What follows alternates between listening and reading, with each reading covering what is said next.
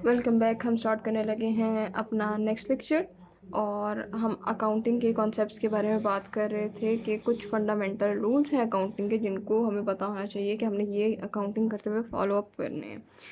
अब कुछ कॉन्सेप्ट्स हैं जो कि हमारी अकाउंटिंग में आगे यूज़ होंगे। आज के जो लेक्चर है उसमें जो हम जिन कॉन्सेप्ट्स की बात कर रहे हैं वो अकाउंटिंग पीरियड का कॉन्सेप्ट है, हिस्टोरिकल कॉस्ट का कॉन्सेप्ट है, एक्रूवल या जिसे हम एक्रूवल एंड प्री पेमेंट या फिर मैचिंग कॉन्सेप्ट जिसको हम कहते हैं। हम आज ये चीज़ें डिस्कस करेंगे, इन 3 कॉन्सेप्ट्स के बारे में बात करेंगे। हम सबसे पहले आ जाते हैं अकाउंटिंग पीरियड के कॉन्सेप्ट पे। अकाउंटिंग पीरियड का कॉन्सेप्ट कहता है कि जो फाइनेंशियल स्टेटमेंट्स हैं वो प्रिपेयर की जाती हैं किसी ना किसी स्पेसिफिक पीरियड के लिए। अब आपने अपनी कंपनी को देखना है कि भाई ये कंपनी सक्सेसफुल है या नहीं। तो आप ये तो नहीं देखेंगे जब तक वो सालों साल चलती रहती है और एक दिन एंड पे उसको लॉस हो जाता है और बैंकरप्ट हो जाती है, तो आप उस टाइम पीरियड तक नहीं देखेंगे। आप खुद एक स्पेसिफिक टाइम पीरियड डिसाइड कर लेंगे और उसके मुताबिक जो है आप अपनी फाइनेंशियल स्टेटमेंट्स को जानेंगे। उसमें देखेंगे कि क्या प्रॉफिट हुआ है या लॉस हुआ है, कंपनी के एसेट्स की वर्थ कितनी है, कितना कैश आया है, कितना कैश गया है, और इक्विटी के अंदर क्या क्या चेंजेस आई हैं। तो ये हम फाइनेंशियल स्टेटमेंट्स किसी एक स्पेसिफिक पीरियड के लिए बनाते हैं। ठीक है। अच्छा, अब इसका मतलब यानी कि कोई एक फाइनेंशियल ईयर होगा, कोई एक अकाउंटिंग पीरियड होगा या कोई एक रिपोर्टिंग पीरियड होगा। अच्छा, अब ये इसके कुछ मज़ीद नाम हैं। ठीक है। हमने कहा कि हम फाइनेंशियल स्टेटमेंट्स बना रहे हैं जो एनुअल मेन फाइनेंशियल स्टेटमेंट्स होती हैं, वो हमने कहा स्टार्ट 1 जनवरी से शुरू होकर 31 दिसंबर पर ख़त्म होंगी। एक कंपनी ने कहा मेरी फाइनेंशियल स्टेटमेंट 1 जुलाई से शुरू होकर 30 जून पर ख़त्म होंगी। अब दोनों 12 मंथ्स का पीरियड है, टाइम पीरियड है। तो ये बिज़नेस टू बिज़नेस ये चीज़ वेरी करती है कि वो कौन सा टाइम पीरियड अपना रखना चाहती है फाइनेंशियल स्टेटमेंट्स को रिपोर्ट करने का, जिसको, और ये जो एंड डेट होती है जिसमें हम रिपोर्ट करते हैं उसको रिपोर्टिंग डेट कहते हैं। ठीक है। तो ये बिज़नेस टू बिज़नेस वेरी करता है कि उसने क्या रखनी है डेट। अब क्या ये सिर्फ 12 मंथ्स की बनती हैं? अगर आपने इस 12 मंथ्स को मज़ीद कुछ एरियाज़ में तोड़ना है, सब डिवाइड करना है, तो सब डिवाइड भी की जा सकती हैं। लेकिन ये याद रखना है कि फाइनेंशियल स्टेटमेंट्स किसी स्पेसिफिक टाइम पीरियड की बनती हैं और एन कुछ होती हैं एनुअल फाइनेंशियल स्टेटमेंट्स, कुछ होती हैं क्वार्टरली फाइनेंशियल स्टेटमेंट्स, कुछ होती हैं सेमी एनुअली फाइनेंशियल स्टेटमेंट्स जो जिसको हम इंटरम भी कहते हैं। तो इस तरह से हम वो टाइम पीरियड डिसाइड कर लेते हैं। तो एक स्पेसिफिक टाइम पीरियड के लिए आप क्या करते हो, फाइनेंशियल स्टेटमेंट्स को बनाते हो। आप ऐसा नहीं करते कि जब तक बिजनेस चल रहा है फाइनेंशियल स्टेटमेंट साथ साथ बनती रहेंगी और ये कभी एंड नहीं होंगी, इसको कभी रिपोर्ट नहीं किया जाएगा। तो हमने एक टाइम पीरियड आता है जिसमें हमने इसको रिपोर्ट करना होता है। ठीक है। तो ये था अकाउंटिंग पीरियड का कॉन्सेप्ट कि आपने फाइनेंशियल स्टेटमेंट प्रिपेयर करनी है किसी स्पेसिफिक पीरियड के लिए। अब हमारे पास जो नेक्स्ट कॉन्सेप्ट आता है वो होता है हिस्टोरिकल कॉस्ट का। अच्छा, हिस्टोरिकल कॉस्ट का मतलब होता है कि फाइनेंशियल स्टेटमेंट में कोई आइटम आ रही है और ख़ासकर एसेट्स जो आ रहे हैं वो रिकॉर्ड किए जाते हैं उसकी ओरिजिनल परचेज प्राइस पे rather than current market value पे। अच्छा, ये जो अच्छा इस वाले कॉन्सेप्ट को ना आपने अपने जहन में रखना है, बस इस लिहाज से कि हिस्टोरिकल कॉस्ट होती ही है। ठीक है। हिस्टोरिकल कॉस्ट वो होती है जिस पे आप एसेट को परचेज करते हो। ठीक है। वो इसकी हिस्टोरिकल कॉस्ट होती है। आपने एसेट को परचेज किया 2017 में। ठीक है। 2017 में आपने 24 मिलियन का उसको परचेज किया, लेकिन आज 2025 चल रहा है, ये 26 चल रहा है और वो आज 75 मिलियन पे हुई है। तो ये इसकी क्या है, मार्केट वैल्यू।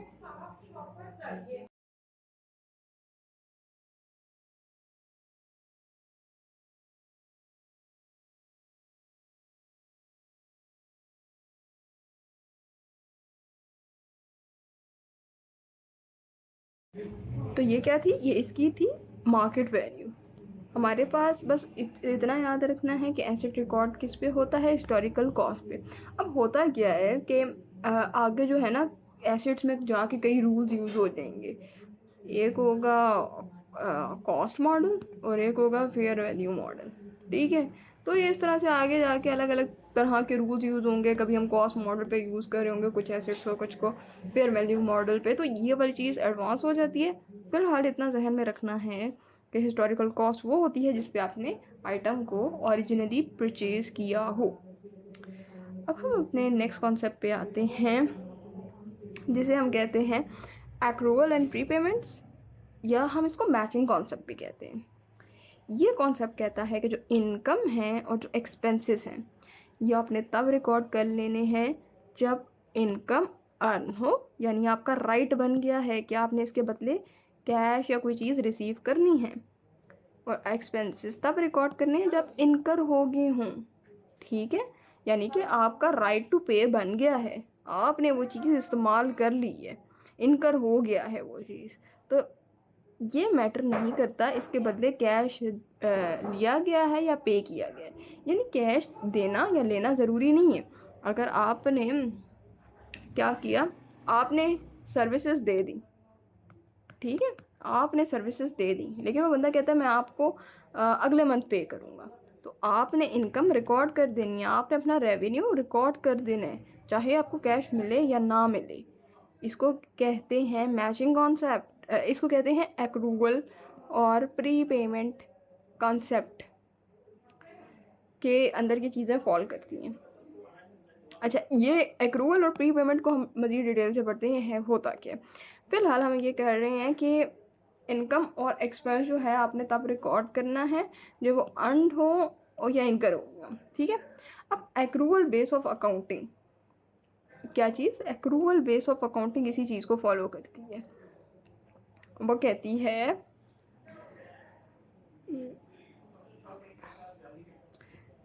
ओके, तो जब ऐसा हो ना, एक होती है कैश बेसिस ऑफ अकाउंटिंग, जब आप कैश पे लेन देन कर रहे हो और आप इसमें कैश को ही फॉलो करते हैं। अगर कैश मिला तो सेल रिकॉर्ड होंगी और अगर कैश नहीं मिला तो नहीं रिकॉर्ड होंगी, अगर आप cash basis of accounting follow कर रहे हो। पर आप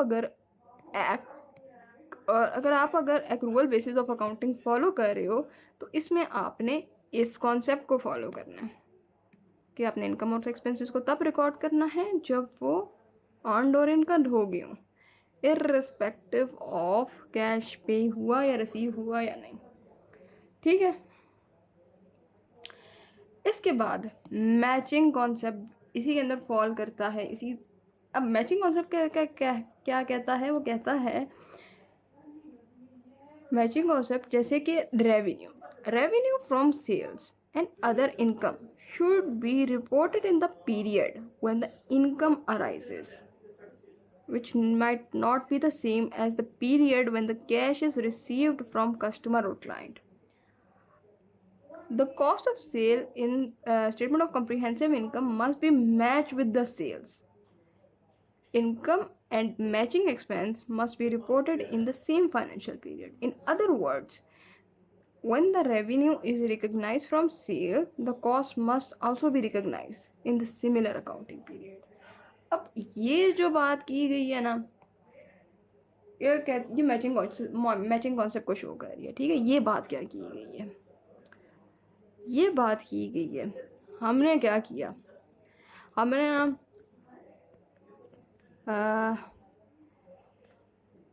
इसको हम ऐसे ही लिख लेते हैं, ठीक है। हमने क्या किया, हमने सेल की 10 आइटम्स 100 रुपये की, ठीक है। हमने क्या की, हमने 10 आइटम्स बेची, एक आइटम की प्राइस कितनी थी, 100 रुपीज़। तो जब हमने इसको मल्टीप्लाई किया तो हमारे पास अमाउंट आई 1000, ठीक है। अब इसकी कॉस्ट ऑफ गुड्स सोल्ड इन्हीं 10 आइटम्स की, ठीक है। हमने कहा जो हमने इन जो आइटम को सेल किया ना, इनको बनाने पे या इनको बेचने पे जो पैसा लगा ना, वो 50 रुपीज़ पर आइटम थी। तो हमारी ये टोटल कॉस्ट होगी 500, ठीक है। तो अब यहाँ क्या बचा, 500 बचा। अब ये चीज़ शो क्या कर रही है, ये मैचिंग कॉन्सेप्ट कहता है कि जो आपने सेल्स की है ना, एक सेकेंड, जो आपने सेल्स की हैं वो मैच भी, उसके जो एक्सपेंसेस हैं उसके साथ मैच करने चाहिए। यानी कि आपने फॉर एग्जांपल 10 आइटम्स को सेल किया तो 10 आइटम्स के लिए जो कॉस्ट ऑफ गुड्स सोल्ड है, उन 10 आइटम्स को बनाने के लिए जो कॉस्ट ऑफ गुड्स सोल्ड है उसके वही माइनस होनी चाहिए, ठीक है। यानी कि कॉस्ट जो है वो मैच करनी चाहिए जितनी सेल मेड की गई है उस टाइम पीरियड के अंदर। ये हमें मैचिंग कॉन्सेप्ट कहते हैं। अगर हम इसको मज़ीद सिंपल करके देखें, पहली बात हमने जो पढ़ी इस कॉन्सेप्ट में वो ये है कि इनकम और एक्सपेंसेस को तब रिकॉर्ड करना है जब वो अर्न या इनकर हो गया, इर्रेस्पेक्टिव ऑफ कैश पे हुआ है या नहीं हुआ। फिर हमने बात की कि मैचिंग कॉन्सेप्ट कहता है कि आपने अगर किसी एक टाइम पीरियड में रेवेन्यू इनकर हुआ, ठीक है, तो आपने उसकी कॉस्ट उसके साथ मैच करनी है और फिर उसी टाइम पीरियड के अंदर माइनस भी करनी है। 10 आइटम्स बेचे तो 10 आइटम्स बेचने को के ऊपर हमने कितनी कॉस्ट लगाई उसको मल्टीप्लाई किया और ये माइनस किया। ये हम आगे डिटेल से देखेंगे, लेकिन फ़िलहाल हमें एक आइडिया माइंड में रखना है कि क्या है ये। ओके, नेक्स्ट कहते हैं कि जो अदर एक्सपेंसेस हैं वो भी चार्ज करने in the period in which they relate, not the period in which they are paid off, ठीक है। इसके बाद मैचिंग कॉन्सेप्ट एक और चीज़ को हाईलाइट करता है कि आपने फॉर एग्जांपल हुआ क्या, ये ना ये वाली चीज़ है ना, ये वाला कॉन्सेप्ट सारा ये हम इस एग्जांपल के थ्रू समझते हैं। इस एग्जांपल को हम सॉल्व करते हैं, फिर इसके मुताबिक चीज़ों को हल करने की कोशिश करते हैं। तो यहाँ पे हम एक्रूअल और मैचिंग कॉन्सेप्ट अप्लाई कर रहे हैं। पहली एग्जांपल में कहता है कि Kashif law firm completed a service, ठीक है, उसने क्या की, सर्विस कंप्लीट की, कब, दिसंबर में। अब सर्विस उसकी कंप्लीट होगी, अब उसके ऊपर उसने सर्विसेज क्या की, सर्विसेज दे के राइट अर्न कर लिया कि इसके बदले अब क्या करना है, रिसीव करना है, पैसे रिसीव करने हैं। अब उन्होंने कहा कि बट द क्लाइंट पे इन जनवरी, ठीक है। अब क्लाइंट ने कब पे किया, जनवरी में पे किया, तो ये कब का सेल है, ये 1 जनवरी से लेकर, इन्होंने टाइम पीरियड तो ऐसा नहीं बताया हुआ लेकिन नॉर्मल टाइम पीरियड ये अज्यूम किया जाएगा, ये टाइम पीरियड था, इसमें उसने दिसंबर में ये चीज़ अर्न कर ली, तो हम इसको दिसंबर की सेल्स समझेंगे इर्रेस्पेक्टिव ऑफ कैश रिसीव हुआ है या नहीं हुआ। इसको जनवरी में नहीं लेके जाना। जब एक चीज़ अर्न कर ली, जब सेल अर्न कर ली, आपका राइट बन गया है कि आपने इसके बदले पैसे रिसीव करने हैं, तो आपने इसको उसी टाइम पीरियड में रिकॉर्ड करना है, उसी मंथ के अंदर रिकॉर्ड करना है जिस मंथ में आपने ये अर्न कर ली। नेक्स्ट आया है, a company prepares it's financial statement, ठीक है। अब कंपनी क्या करती है, इसमें बताया हुआ कंपनी प्रिपेयर करती है अपनी फाइनेंशियल स्टेटमेंट 31 दिसंबर ईच ईयर, ठीक है। यानी कि इसका जो टाइम पीरियड है वो 1 जनवरी से लेकर 31 दिसंबर तक जा रहा है, ठीक है। It sell goods for 50,000 to a customer on 6 December. अब उसने सेल कर दी, ठीक है, अब उसने सेल कर दी यानी कि चीज़ उस बंदे के पास जा चुकी है, अब वो अर्न कर चुका है, उसका राइट आ गया है कि अब उसने इसके बदले में पैसे लेने हैं, but did not receive cash payment from a customer until 15 फरवरी। तो हमें तो फ़र्क ही नहीं पड़ता कि कैश रिसीव हुआ है या नहीं, हम क्या करेंगे, सेल रिकॉर्ड कर लेंगे, कितने से, 50,000 से, ठीक। नेक्स्ट आते हैं, नेक्स्ट कह रहे हैं एक company starts in business on 1 सितंबर 2025, ठीक है। अब एक कंपनी ने अपना बिजनेस स्टार्ट किया 1 सितंबर 2025 को, ठीक है, 1 सितंबर 2025 को इसने अपना बिजनेस स्टार्ट किया, ठीक है। अब उसने क्या किया, एक ऑफिस एक्वायर किया, ठीक है। अब उसने क्या किया, उसने एक ऑफिस एक्वायर किया और 1 साल का रेंट एडवांस में पे कर दिया। अब इस सिनेरियो को समझते हैं हम कि हुआ क्या। ये ऑफिस है, ये उसने इस ऑफिस को हम सही से बना देते हैं। ये ऑफिस है जो एक्वायर किया गया और इसके लिए एडवांस रेंट पे किया गया,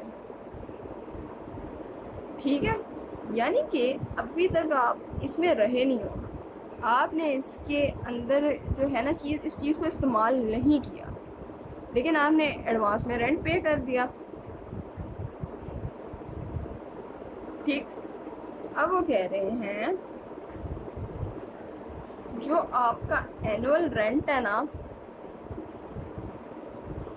वो 1,20,000 है,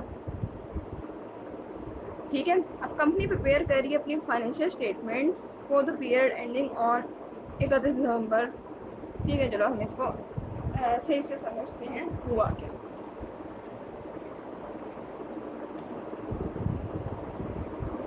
ठीक हुआ ये कि ये फॉर एग्जांपल हम हैं, ठीक है। ये एक बंदा है, बंदा कहूँ कि कंपनी ही कहूँ, कंपनी कह देते हैं,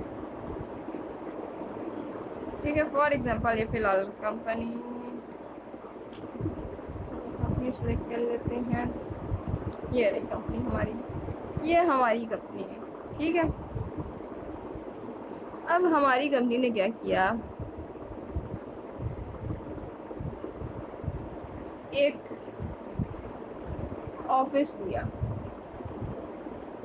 ठीक है। क्या लिया, एक ऑफिस लिया,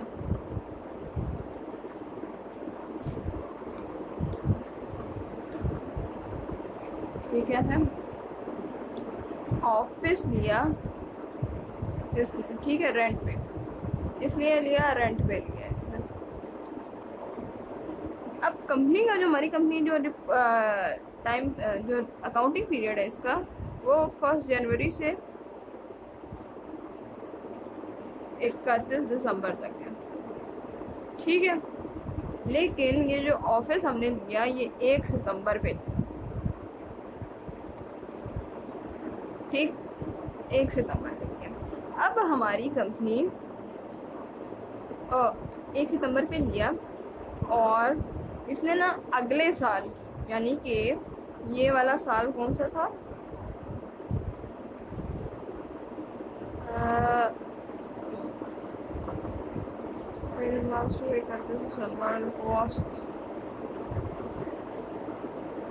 ठीक है, ओके। इसने क्या किया, उसने ना पूरे साल की, इसने ना पूरे 12 महीने की, क्या सिंपल वर्ड्स में समझना है तो 12 महीने की, उसने पूरे 12 महीने का ना रेंट पे कर दिया, ठीक हो गया। उसने एडवांस में रेंट पे कर दिया, 12 महीने का रेंट पे कर दिया, ठीक है। अब हम खड़े हैं 31 दिसंबर, 31 दिसंबर, ठीक है। तो 4 महीने ऐसे हैं जिसमें हमने ये जो ऊपर रेंट जो स्पेस है, ऑफिस की स्पेस है, हम इसको यूज़ कर चुके हैं, ठीक है। 4 महीने इसमें ऐसे हैं जिसमें हम उस ऑफिस स्पेस को यूज़ कर चुके हैं। वो कौन सा, सितंबर हो गया, अक्टूबर हो गया, नवंबर हो गया और दिसंबर हो गया, ये 4 महीने हम यूज़ कर चुके हैं। तो पहले हम देख लेते हैं 1,20,000 को का 1 महीने का रेंट कितना होता है। तो ये कुछ बनता है 10,000, ठीक है। अब 4 महीने हमने यूज़ कर लिया तो ये बन गया 40,000। तो ये 40,000, ये 40,000 यहाँ पे हमने रिकॉर्ड कर लेना, ठीक है। जो बाकी के पैसे हैं ना, वो हमने अगले साल रिकॉर्ड करने हैं, ठीक है। वो हम इस साल में रिकॉर्ड नहीं करेंगे, वो उसको एज एन एडवांस रेंट ही रखेंगे अपने पास, ठीक। अगर हम इसका आंसर पढ़े ना, तो वो क्या कहता है, office rental cost in the period 31 December is the cost of just 4 months, ठीक है। तो वो 40,000 जो है ना, वो बनता है आपका रेंट एक्सपेंस। बाकी सारा क्या है, प्री पेमेंट का एक्सपेंस, ये जिसको हम एडवांस पेमेंट भी कहते हैं। वो बाकी 80,000 आपका क्या होगा, अगले साल जाके एक्सपेंस में कन्वर्ट होगा। अभी क्या है, वो प्री पेमेंट। तो इससे हमें अभी तक क्या पता चला कि जिस साल का एक्सपेंस है आपने उसको उसी साल में रखना है, जिस साल की इनकम है आपने उसको उस साल में रखना है। ये नहीं देखना कैश कब रिसीव हुआ, कैश सिर्फ तब देखना है जब आप cash basis of accounting use कर रहे हो, ठीक है। अगर हम accrual basis of accounting use करें, क्वेश्चन में बताया जाएगा हम कौन सी बेसिस ऑफ अकाउंटिंग यूज़ करें, मोस्टली यही यूज़ होती है, ठीक है। एक्रूअल बेसिस ऑफ अकाउंटिंग में आप नहीं देखते कि कैश आया या नहीं, आप इनकम रिकॉर्ड कर लेते हो, लेकिन उसकी शर्त ये है कि वो अर्न होनी चाहिए।